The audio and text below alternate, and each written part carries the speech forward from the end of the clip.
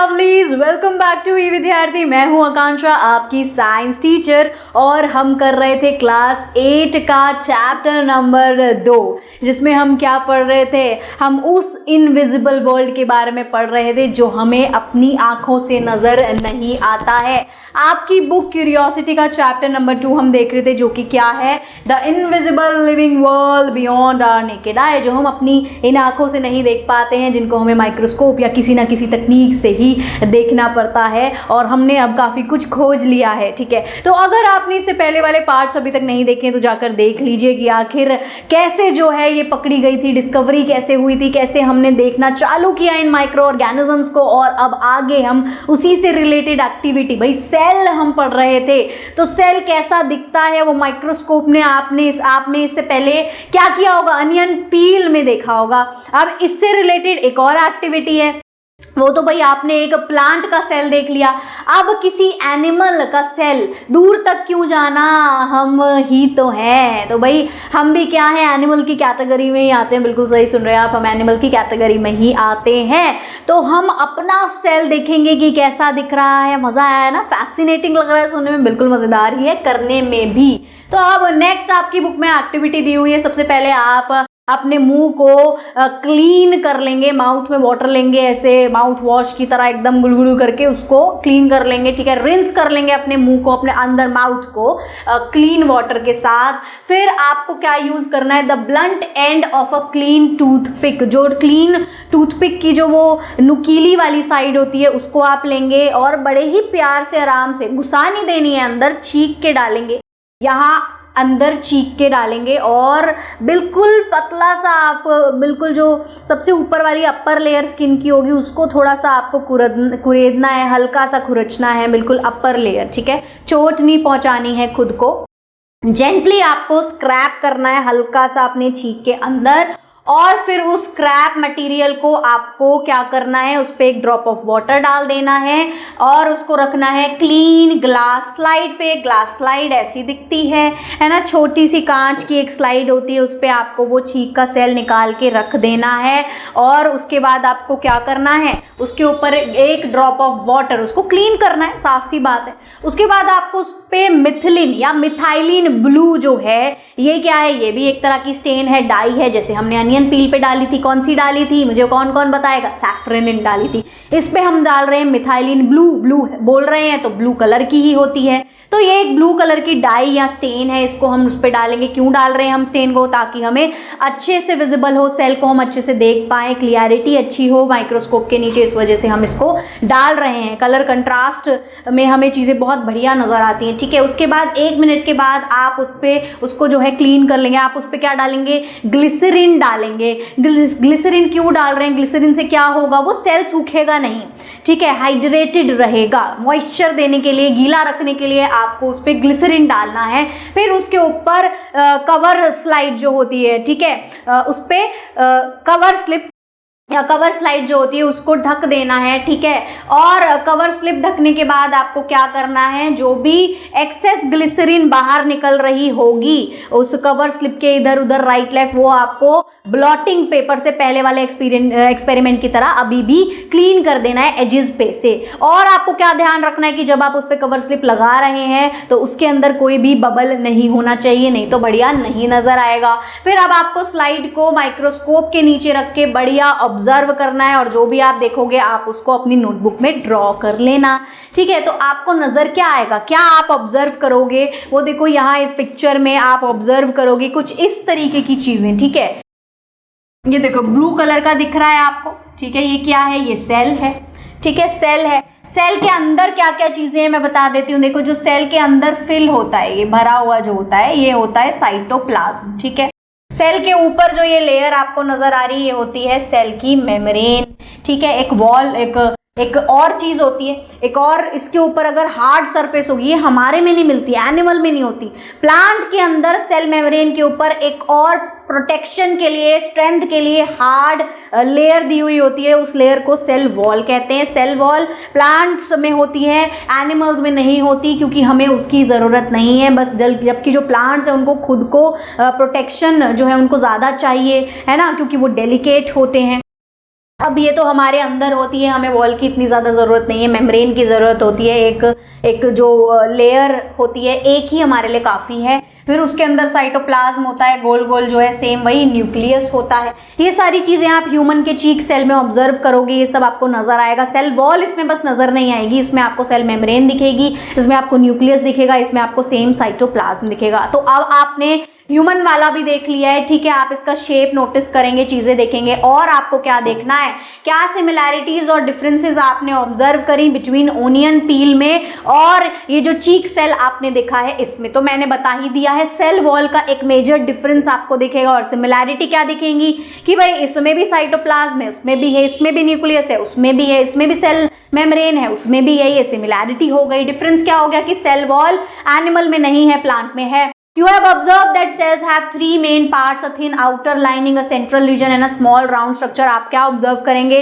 कि आप सेल के तीन जो है मेन पार्ट्स देखेंगे। एक आपको उसके ऊपर की लाइनिंग दिखेगी जिसको अभी मैंने सेल मेम्ब्रेन बताया, एक उसको उसका जो सेंट्रल रीजन है वो आपको नजर आएगा, ठीक है।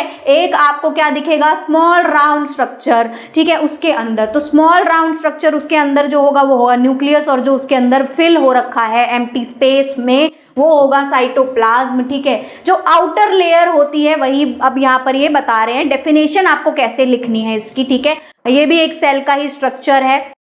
अब डेफिनेशन क्या है, जो आउटर लेयर है हम ऐसे बताएंगे, the outer layer is called cell membrane, ठीक है, ये आपने बता देना है। इसके बाद the round structure in the middle is nucleus. जो राउंड स्ट्रक्चर बिल्कुल मिडल में आपको दिखेगा यहाँ पर, ये देखो, ये क्या है, ये है न्यूक्लियस किसी भी सेल का, ठीक है। उसके बाद आगे देखो, पीछे हो जाता है अपने आप ही, खैर हमारा बोर्ड थोड़ा सा ऑटोमेटिक है, आगे पीछे अपने आप ही। आप देखो तो स्पेस जो होता है, अब ये जो बीच में जो स्पेस है, जो फिल येलो कलर का आपको जो इसमें अभी नजर आ रहा है, ये क्या है, ये है साइटोप्लाज्म, ठीक है। तो स्पेस जो होता है between the cell membrane and the nucleus, उसके बीच में वो स्पेस को साइटोप्लाज्म कहते हैं। एक फ्लूइड फिल होता है, साइटोप्लाज्म वही होता है। These three cell membrane, cytoplasm and nucleus are the basic part of the cell. तो ये जो चीजें हैं जो हम अभी इसको पढ़ रहे हैं, बार बार पढ़ रहे हैं, जबकि आपने काफी सारे स्ट्रक्चर्स में देखा होगा कि और कुछ भी लेबलिंग्स आपको नजर आ रही होंगी, वो भी हम पढ़ेंगे। लेकिन मेन जो बेसिक सेल की चीजें या जो मेन बेसिक पार्ट होते हैं वो ये तीन होते हैं, जो आपको देखने के लिए हर सेल में मिलेंगे ही मिलेंगे। कुछ सेल जैसे कि अनियन पील सेल जो होती है उनके पास एक्स्ट्रा आउटर लेयर भी होती है जिसको सेल वॉल कहते हैं, जैसे मैंने अभी बताया। क्योंकि ये क्या है, अनियन पील क्या, अनियन क्या है, एक प्लांट है, ठीक है, एक प्लांट सेल है। तो प्लांट सेल के पास एक एक्स्ट्रा लेयर होती है जिसे सेल वॉल कहते हैं, जो इनको प्रोटेक्शन और स्ट्रेंथ देती है, ठीक है। अब देखो आगे क्या लिखा है, what is the importance of these structures in a cell. क्या आप इन सवालों के जवाब दे सकते हैं मुझे? क्या आपने कभी सोचा है कि क्या इंपॉर्टेंस है इन स्ट्रक्चर्स की सेल में, आखिर ये क्या काम आते हैं, क्या करते हैं ये, ठीक है, सेल में क्यों है, इनके फंक्शंस क्या हैं, और ये जो फंक्शंस हैं क्या ये इंपॉर्टेंट हैं हमारी लाइफ के मेंटेनेंस के लिए, क्या ये हमारे लिए इतना जरूरी है। The cell membrane surround the cytoplasm and nucleus and separating one cell from another. Cell membrane एक लाइनिंग, एक बैरियर होती है जो एक सेल को दूसरे सेल से अलग अलग रखती है, एक बैरियर है ये, ठीक है। ये लाइनिंग क्या है, एक बैरियर है जिससे सबका अपना अपना न्यूक्लियस और अपना अपना साइटोप्लाज्म होता है। इस सेल मेम्ब्रेन की वजह से सेल्स की आपस में मिक्सिंग नहीं होती, ठीक है। It is the porous allowing essential material in and waste material out, ठीक है। अब होता क्या है, ये जो सेल होता है ये, और ये जो सेल मेम्ब्रेन होती है पोरस होती है, इसमें छोटे छोटे से पोर्स होते हैं, है ना। अब इसमें से कुछ ही मटेरियल अंदर आ सकता है भाई जिसकी ज़रूरत होगी, जो चीज़ इंपॉर्टेंट है, एसेंशियल है, और कुछ ही चीज़ें बाहर जा सकती हैं, यानी कि लिमिटेड चीज़ें इन एंड आउट जाएंगी, ठीक है। जो वेस्ट मटेरियल है वो बाहर जाएगा, जो यूजफुल मटेरियल है वो अंदर आएगा। तो सेल मेम्ब्रेन इस चीज़ को देखता है। अब अगर आपको पढ़ाई करने में दिक्कत, समस्या, परेशानी आती है तो समाधान क्या है, अब आपको ये विद्यार्थी फ्री डाउनलोड्स देता है। आप नोट्स ले सकते हैं, एमसीक्यू यहाँ पे प्रैक्टिस कर सकते हैं, समरी मिल जाएगी आपको, वीडियोस तो मिलती ही हैं, साथ ही साथ सैम्पल पेपर्स और काफ़ी सारे चीज़ें और भी एनसीईआरटी के क्वेश्चन आंसर्स भी आप यहाँ से डाउनलोड कर सकते हैं। तो भाई फटाफट जाइए ई विद्यार्थी की वेबसाइट पे और कर लीजिए डाउनलोड। चलिए आगे देखते हैं क्या है। जो साइटोप्लाज्म होता है अब, ठीक है, जो गीला वाला जो बीच में जो इस सेल के ये फ्लूइड भरा हुआ है, ये जो फ्लूइड है, जो साइटोप्लाज्म है, इसके अंदर ही बहुत सारे कंपोनेंट्स होते हैं, कंपोनेंट्स या कंपाउंड होते हैं, जैसे कि कार्बोहाइड्रेट्स, प्रोटीन, फैट, मिनरल, यही सब तो हम खाते हैं, है ना। तो यही सारी चीजें इन सेल के अंदर होती हैं। Most life process occur here, जो हमारे लाइफ का पूरा बहुत सारे जो हमारे लाइफ के सर्वाइवल के लिए प्रोसेसेस होते हैं वो सब यही इसी सेल में परफॉर्म किए जाते हैं, ठीक है। The nucleus regulates all activity that occur with in the cell. Nucleus क्या रेगुलेट कर रहा है? वो सारी एक्टिविटी को वो रेगुलेट कर रहा है जो सेल के अंदर होती है, और वो ग्रोथ को भी रेगुलेट करता है, ठीक है। सेल वॉल क्या करती है? सेल वॉल प्लांट सेल को प्रोवाइड करती है रिजिडिटी, मतलब हार्डनेस, टाइटनेस, ठीक है, एक टफ पाथ, एक टफ टेक्सचर, एक प्रोटेक्शन ये दे रही है, और साथ ही साथ प्लांट को स्ट्रेंथ भी ये देती है। This is why all cells are arranged compactly with each other and look firm in structure. इसी वजह से, सेल वॉल की वजह से जो भी ये सेल के स्ट्रक्चर्स हैं ये अरेंज होते हैं एकदम कॉम्पैक्टली, ठीक है, और एक दूसरे से बिल्कुल कॉम्पैक्टली जो है लगे हुए होते हैं और फर्म दिखते हैं स्ट्रक्चर में, मतलब स्ट्रक्चर एकदम टिका हुआ दिखता है, एकदम बढ़िया, कि ऐसा है टेढ़ा मेढ़ा घुमा फिरा ऐसा नहीं है, फर्म है, एकदम अपनी शेप में है, ठीक है। सेल वॉल की वजह से ऐसा होता है। अब एक स्टेप अहेड हम जाते हैं तो हम देखते हैं सेल के अंदर कुछ और चीजें भी आपको जो है देखने के लिए मिलेंगी। वो चीज़ें क्या क्या होती हैं? जैसे कि होता है प्लास्टिड। प्लास्टिड क्या होता है? एक तरीके का मान लो क्लोरोप्लास्ट, ठीक है। प्लास्टिड जो होता है प्लांट के अंदर छोटे छोटे टाइनी रॉड शेप के स्ट्रक्चर्स होते हैं, ठीक है। ये जो प्लास्टिड्स होते हैं, कुछ इनमें से क्लोरोप्लास्ट भी कहलाते हैं, क्योंकि उनके अंदर क्लोरोफिल होती है, जो कि ग्रीन प्लांट्स को क्या देती है? ग्रीन कलर देती है और फोटोसिंथेसिस में हेल्प करती है, तो आपको पता ही होगा। अब इसके बाद क्या होता है? जो नॉन ग्रीन प्लांट होते हैं, अगर उसके अंदर प्लास्टिड है तो क्या होगा? वो हेल्प करेगा in the storage of substance, चीजों का स्टोरेज में वो हेल्प करेगा। उसके बाद और क्या चीज है? प्लांट सेल के पास एक बड़ा सा ना, मतलब वैक्यूल, खाली एक एम्प्टी स्पेस, एक जगह होती है जिसको वैक्यूल बोलते हैं, जिसके अंदर स्टोरेज होता है। सेल स्टोर करता है क्या?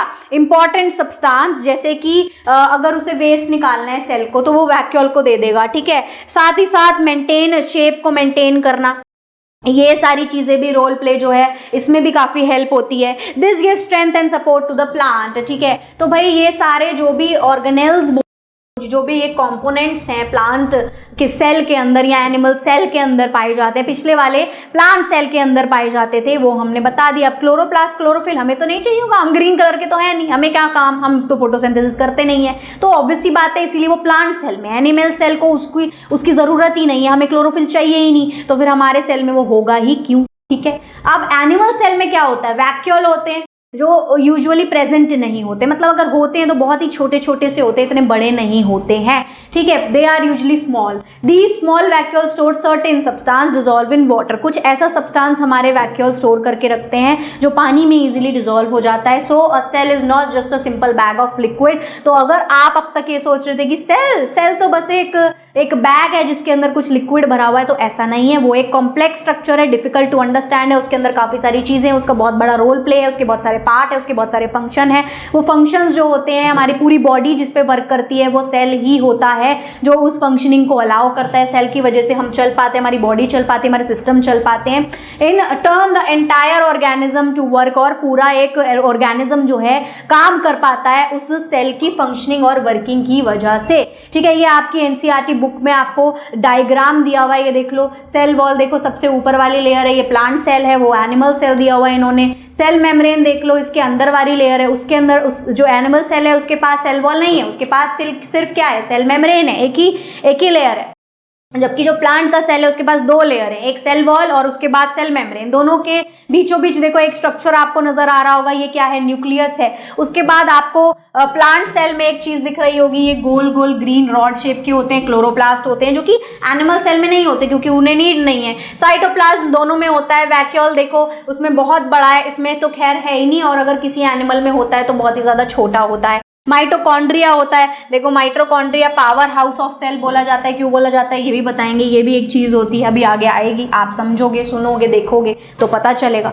अब देखो we have now understand the basic structure of cell. अब हम सेल का एक बेसिक स्ट्रक्चर अंडरस्टैंड कर चुके हैं, पढ़ चुके हैं उसके बारे में, ठीक है, तो अब क्या करना है, we now also understand the plant and animal cell differ in shape and structure. अब हम ये भी देख चुके हैं जो एनिमल और प्लांट सेल है वो एक दूसरे से डिफरेंट होता है इन शेप एंड स्ट्रक्चर, कैसे कैसे, ठीक है। उसके बाद ये बोल रहे हैं do different animal cell also vary in their shape and structure, क्या अलग अलग एनिमल सेल्स के पास भी, मतलब वो भी एक दूसरे से शेप और स्ट्रक्चर और साइज में जो है डिफर करते हैं, मतलब अलग अलग एनिमल के पास क्या अलग अलग तरीके का शेप और साइज होता है या स्ट्रक्चर होता है सेल का, तो इसका जवाब हाँ है, और वो हम पढ़ने वाले हैं अपनी अगली वाली वीडियो में। तो भैया इस सवाल का जवाब हमें मिलेगा आगे। अभी के लिए thank you so much for watching, इतना ही था। अगली वीडियो में फिर मिलेंगे, इसके आगे की मिस्ट्री और ज्यादा खोलेंगे। तब तक के लिए बाय बाय क्यूडीज, फिर मिलेंगे अगली वीडियो में।